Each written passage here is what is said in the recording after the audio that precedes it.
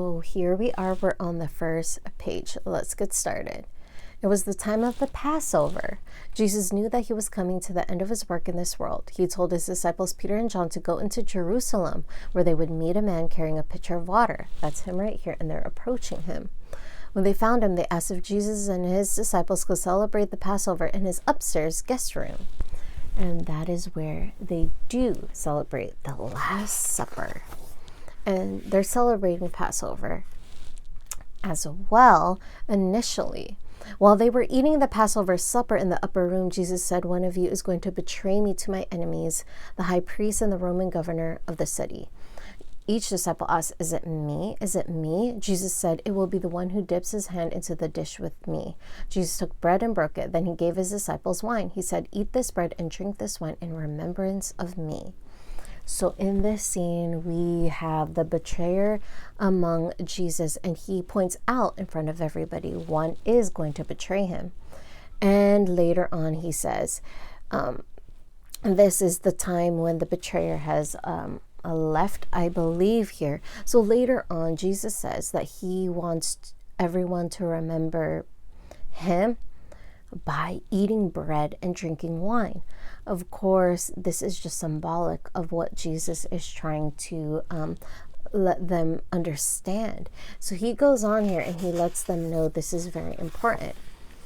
So after they were there and they sung a hymn, they all went to the Mount of Olives. There they go.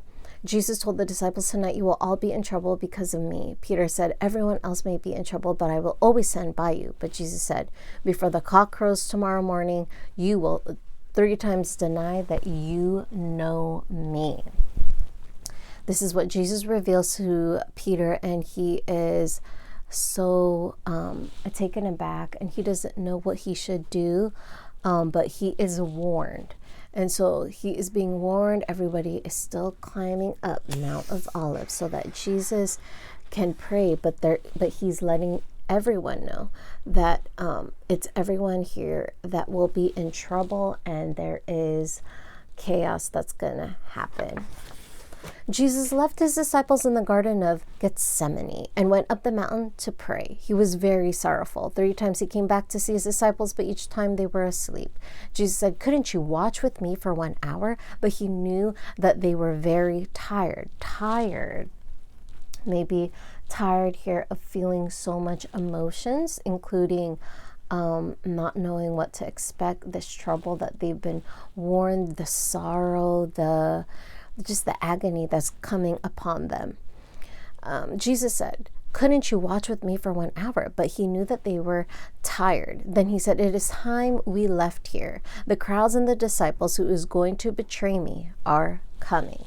So he already knows that this is going to be the time when he is going to be taken and taken here for a somewhat court hearing, just being questioned here because he has broken some laws and he is someone who committed crimes, so they say. It was Judas Iscariot who gave Jesus away to the high priest and the elders. They paid him 30 pieces of silver to tell them where Jesus was. Judas said to them, "The man I shall greet with a kiss is the man you want." When Judas saw Jesus, he said, "Hail, Master," and kissed him. At once the people caught hold of Jesus and took him prisoner.